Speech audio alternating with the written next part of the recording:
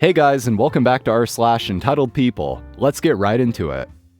Karen thinks it's okay to idle diesel truck and choke everyone out with fumes. I went out to eat for Valentine's Day. I got there early and the doors are not open yet.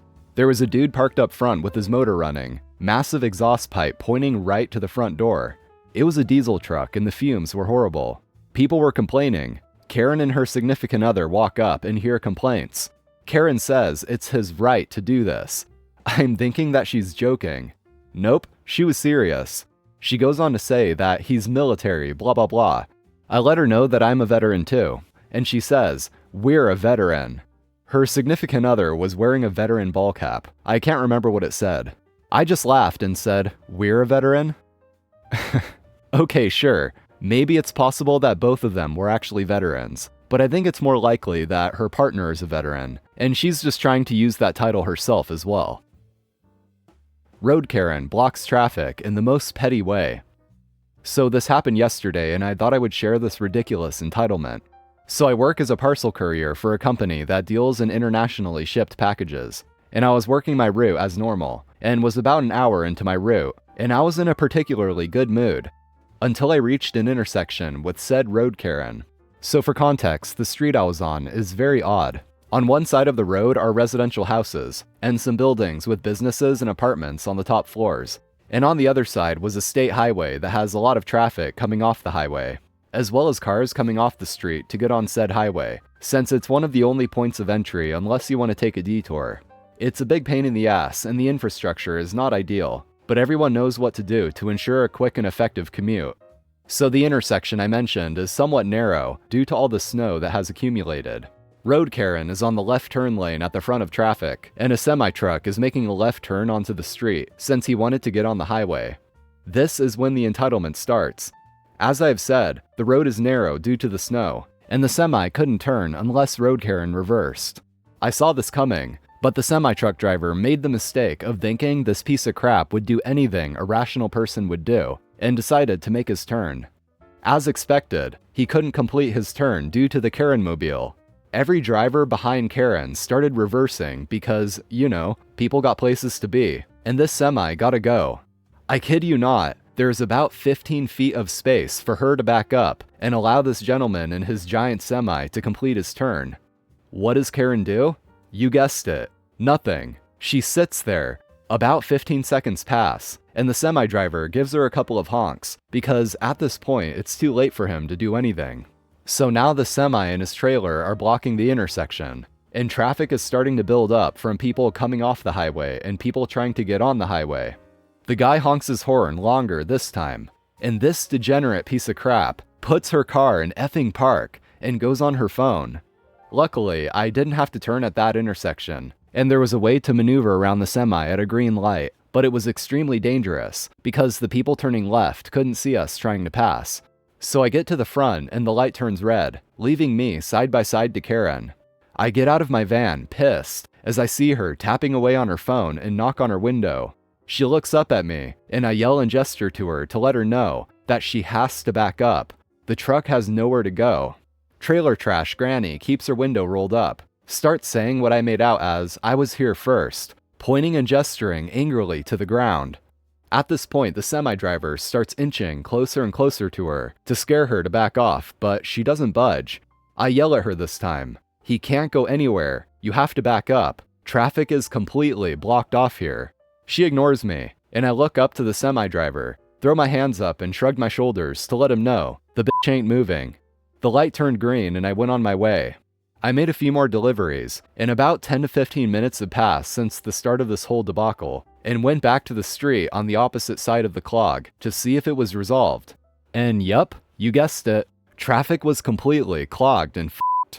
I didn't even see the highway, but I'd assumed there was a line of cars trying to exit onto that street.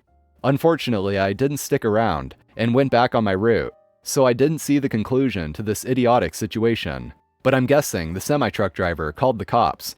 I wish I had to turn left at that intersection, just to see the cops chew that toothless trailer trash Road Karen out. Please don't be like this person, and consider every other person on the road. It's been over 24 hours since this happened, and I'm still fuming and baffled. I gotta read this comment here too. I read about a situation where an ambulance, with lights and sirens going, had to sit at a long light behind someone who wouldn't move. Apparently, they called the cops, and the cops picked the person up, and their excuse was, "I was there first." Where do these people come from? But there is no emergency. A smaller story from my time at the front desk.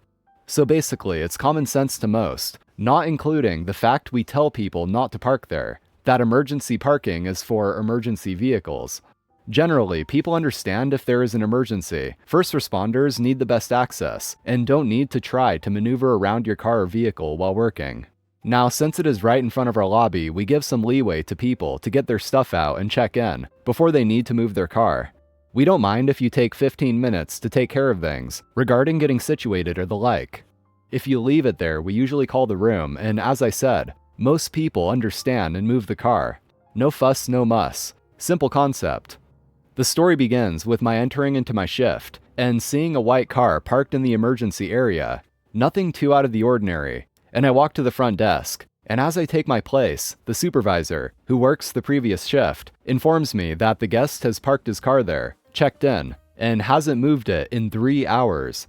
We have already told him twice to move the car, and he has brushed off the requests. After that, we will tell him one last time, and give him 30 minutes before we call the city's towing service to come and pick up a car. I sigh and call the room. When he picks up, I inform that I need to see him at the front desk. Silence, then a low mumble of him agreeing. I wait for 15 minutes, handling a check-in or two before he shows up. "Hello sir, are you from room such and such? Mr. Kevin?" I greet. "Yeah, what's this about?" he said, already irritated. "Well sir, I'm sure you've already been informed that your car is in our emergency parking area and needs to be moved." I inform him, not taking offense, as he had probably been lying down before he was disturbed. "Why do I need to move my car?" he demanded indignantly. It's our emergency parking area, sir. Only emergency vehicles are allowed to park there," I replied, willing to explain what I thought was pretty standard for hotels. "It's not like there's an emergency going on right now," he countered angrily. "That doesn't really matter whether or not there's an emergency at the moment," I tell him. "It isn't a parking spot that is predicated on time, or whether or not there's an emergency. That area needs to stay clear in case an emergency happens." He sneered and crossed his arms. "So what are you gonna do about it if I don't move my car, huh?" I frown, but he should know the consequence. "I wait 30 minutes before I call the city to tow your car," I said. "You're not gonna tow my car." He laughed, already walking away. "Alright, bet."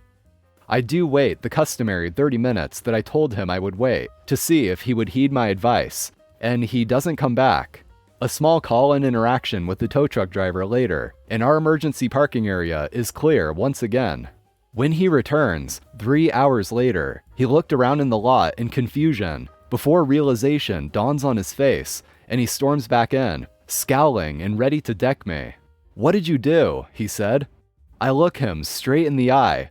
"I had your car towed." "Why?" "Because you were parked in the emergency area." Man, this guy must have actually been convinced that OP wasn't going to do anything, that it was just an empty threat. Serves him right. Officer wants teens to drive while intoxicated? Okay. This is from over a decade ago, but just found the sub and thought I would share. I was throwing a big bonfire out in the fields. It was a dirt lot near some man-made aqueducts. There was this dirt peninsula in the middle of a huge sump, so zero fire hazard. This was back when I was 19 or 20.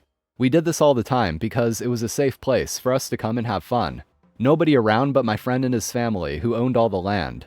This part wasn't fenced in, but neighbors were about half a mile or more away, knew his family forever, and knew this is where we came to have fun and avoid noise complaints. We did these every weekend over a couple summers. One day we get some jerks from the local sheriff's department that come and break up the party. There are probably around 30 or 40 of us. So beer, kegs, ice chests, you name it, everywhere. We always cleaned up because this was our communal place, and my friend's property.